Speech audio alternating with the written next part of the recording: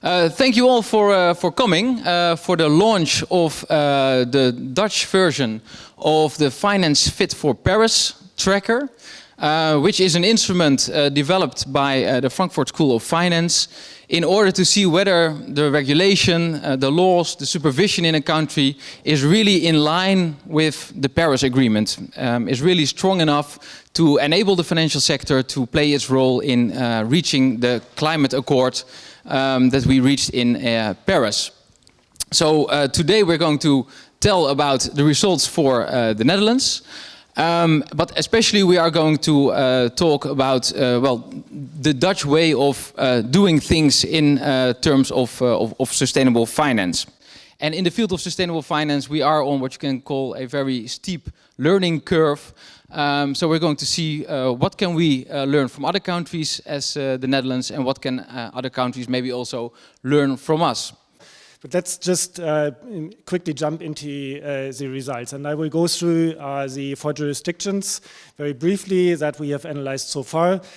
2 further jurisdictions are up to be assessed. That's Italy and Spain. So far we have looked into the EU, the Netherlands, France and Germany. Let's look at France. So this quite famous Article 173, what is now in its, say, 3rd to 4th year. It was established in 2015.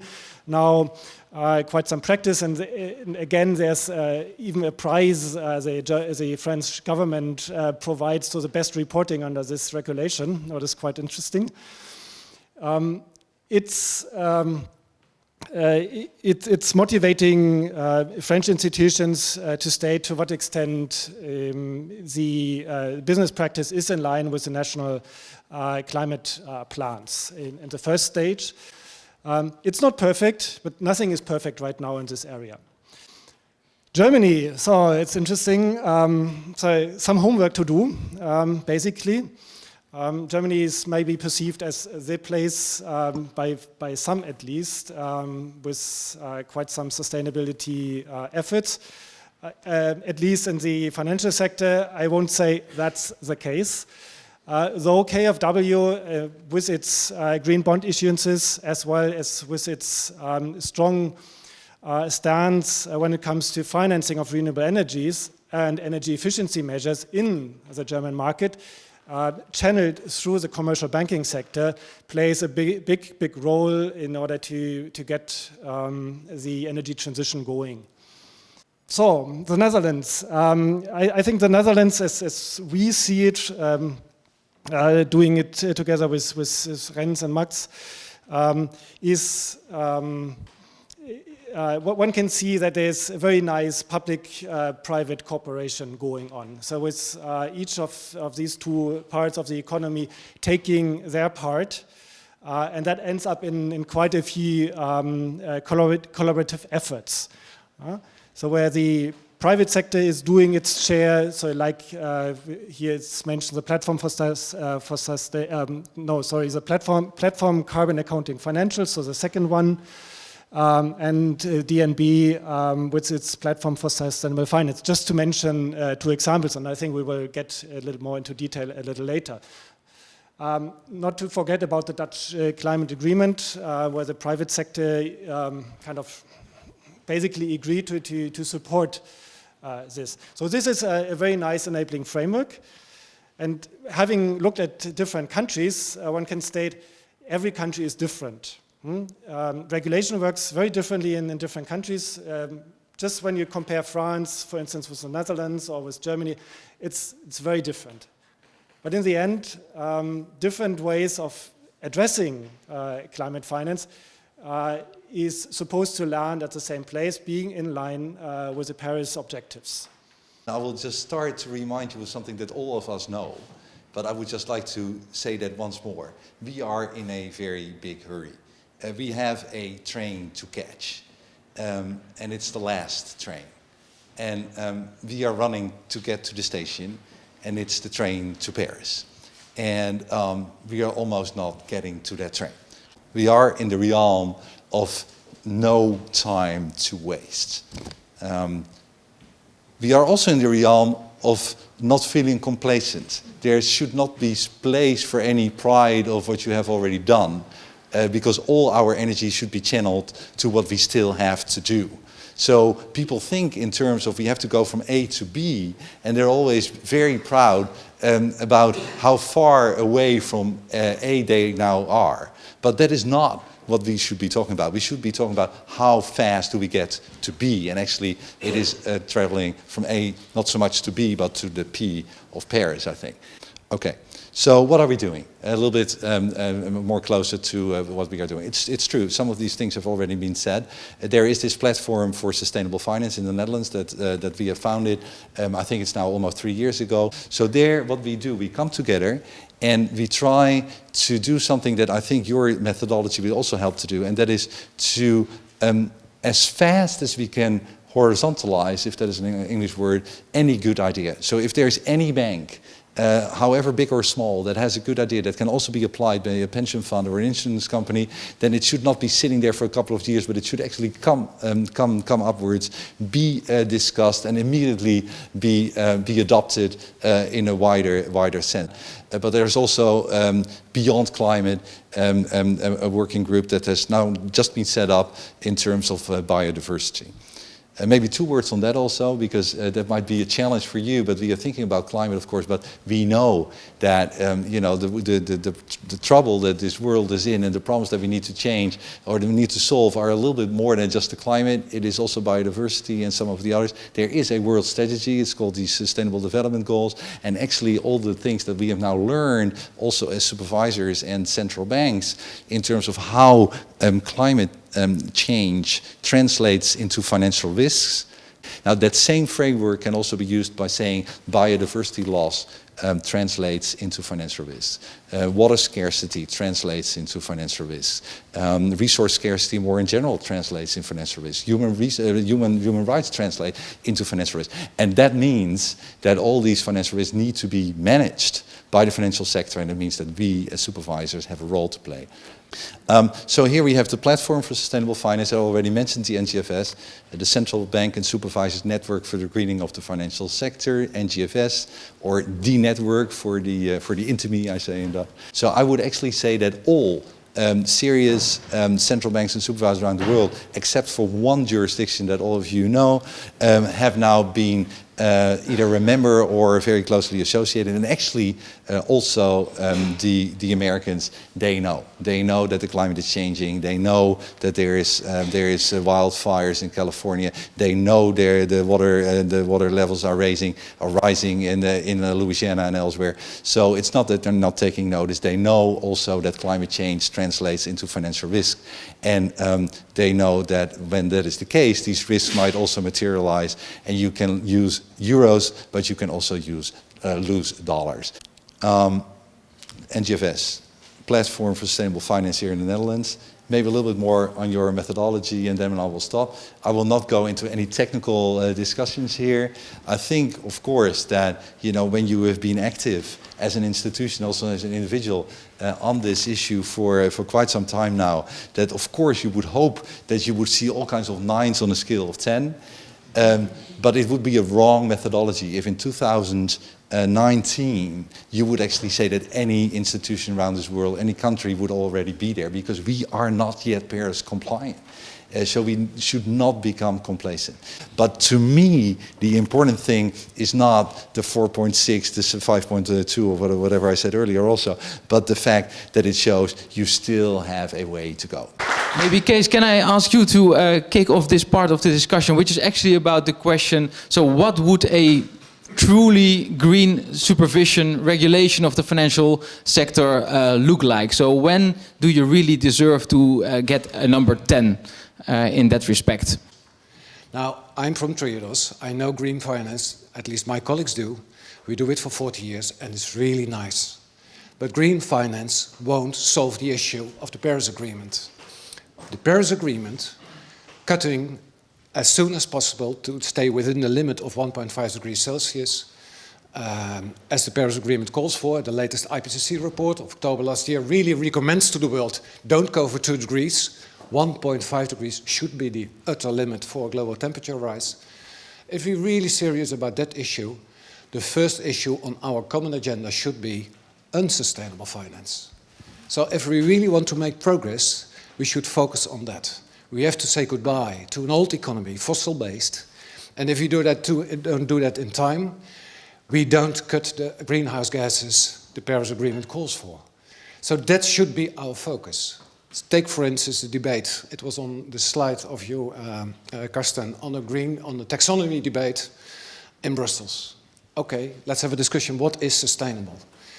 I fear that the outcome of this debate in Brussels might be that we gradually, step by step, focus by way of kicking off this process on the green taxonomy.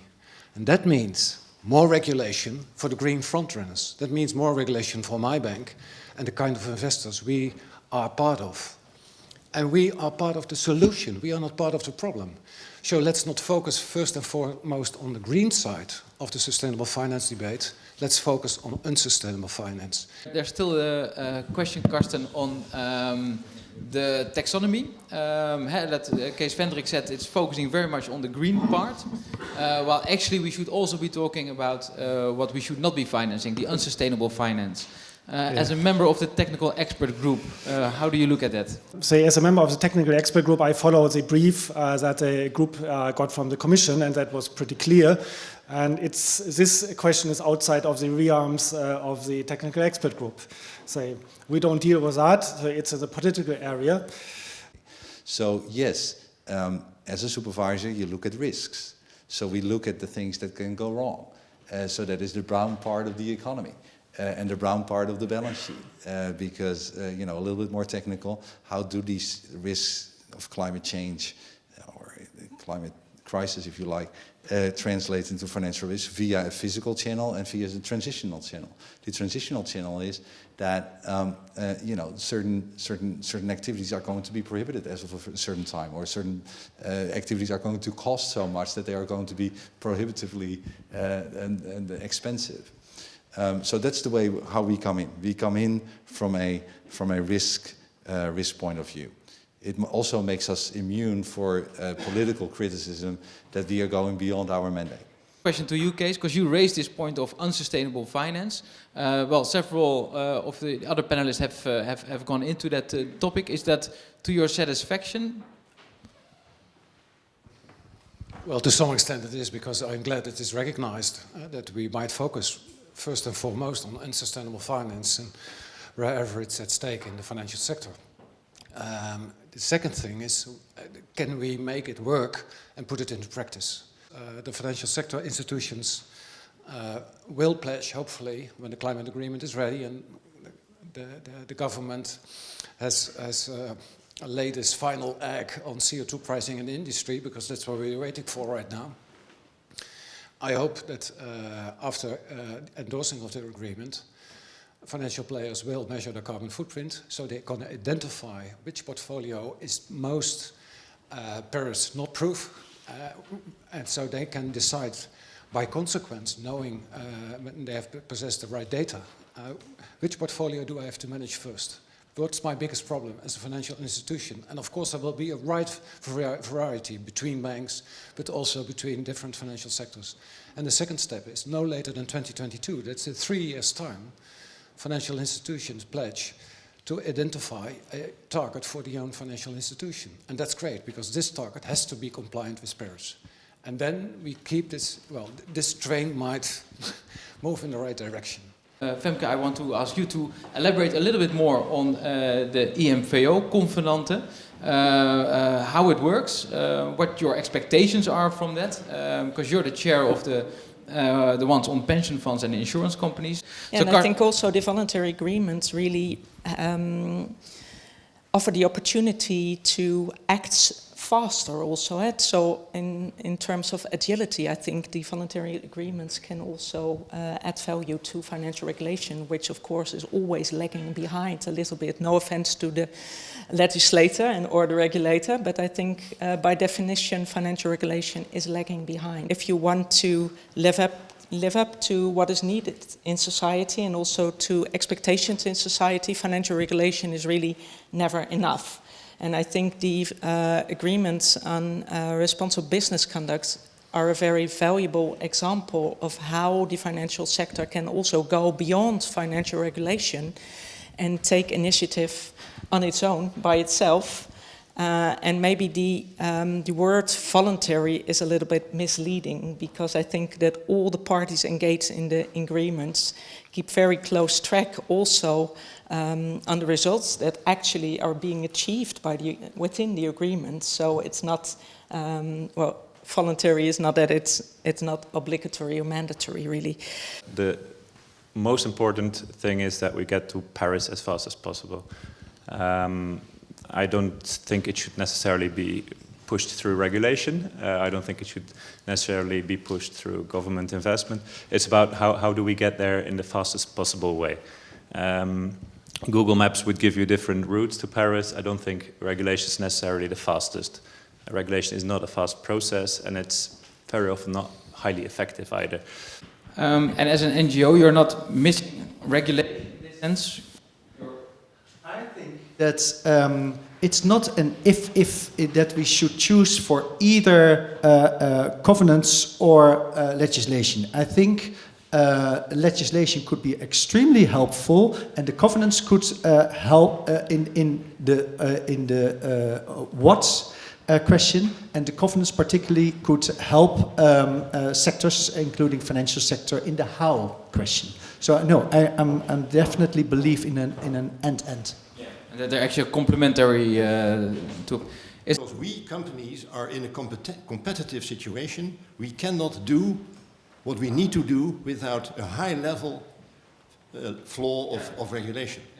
Okay, that's clear. So in a competitive environment, there are limits to what you can expect from these kind of like voluntary. Yeah. Maybe a short reaction to that, because I fully agree with your remark. But I think the actual objective of the agreements is to speed up the developments and not wait for regulation. So it's an unconditional agreement in the sense that no conditions were placed beforehand on the legislator or so. We will only engage in this agreement when you will not put us up with legislation, not at all. But I think this gives us the opportunity to go beyond what is actually obligatory already because of financial regulation. And as we all know, the legislator has good intentions but moves relatively slow. So I think the objective of the agreement is to move faster voluntarily, and it's not instead of financial regulation. And we have a set of regulations, to come back to the very first point. We come up with ideas how we can make this better so that we move on to get to Paris. And I think that we need to be looking in the years to come, every 5, every 10 years, every 15 years, are we making it? And if we don't, we need to enhance the severity of the measures we have taken, because we need to get to that goal. The longer we wait, and that we can know for sure, the more drastic the measures will be. The more drastic the measures will be, the more hurtful they will be for financial stability and for the economy. With political leadership and strong guidance from the government, voluntary approach remains a source remains a valuable approach, I think. So it will be always a delicate balance between government regulation, strong leadership, and the contribution every business institution can make to this transition. Actually, I'll add a question to that to Karsten, who's from Germany, and where they have a public investment bank which is very active. So maybe you can tell something about that as well, and what we maybe can learn from that here in the Netherlands. Lastly, to the KfW experience, maybe just 1 or 2 points to that very briefly. KfW is a very big financial institution in the German market. It's actually the second largest bank. Basically financing the energy transition in the German market is channeling investments through the commercial banks. Nearly, say, kind of a large chunk of the renewable energy investments in Germany are financed in the end by KfW. They have programs for energy efficiency. They set a standard for energy efficient housing, for instance. So it's when you see an advertisement for a new built house, say, you usually see it's according to KfW standard X, Y, Z. So they are very powerful in that respect.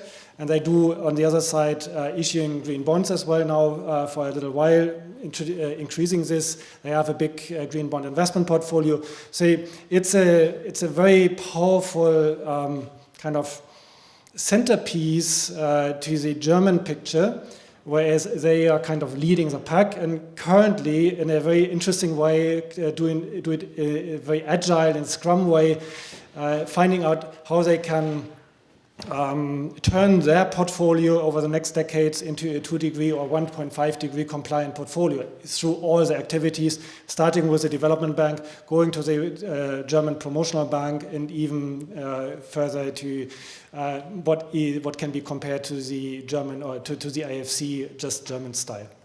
Maybe one more thing I would like to say. It's not that we can diverge or somehow separate the financial sector from the real economy.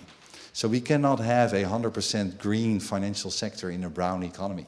Neither will we have a non-green financial sector once the entire economy has become green. So these two are totally intertwined. And of course, it can be that the financial sector has, of course, leverage on their clients. They have leverage on, and they should play a role in trying to speed things up. But again, I mean, you will not have an entire green financial sector when we still have all kinds of coal mines and coal-fired plants and other fossil industries. So that is something that I say this because I think that also in your thinking, we need to find a way to think more holistically, because just looking at financial regulation will not get us to that train that we need to catch. Yeah. And last part that I'd like to add, one tiny little detail to that. Education plays a very big role. Say, I'm part of a university, a business school, and actually, are we there where we should be? No, clearly not. Say, introducing sustainable finance, the more holistic perspective that Frank, you pointed out, into curricula, in school, in university, I think this is a big opportunity we still have, and we haven't harvested yet. Thank you all very much, and I want to invite you for the drinks, because there's more than enough to still discuss.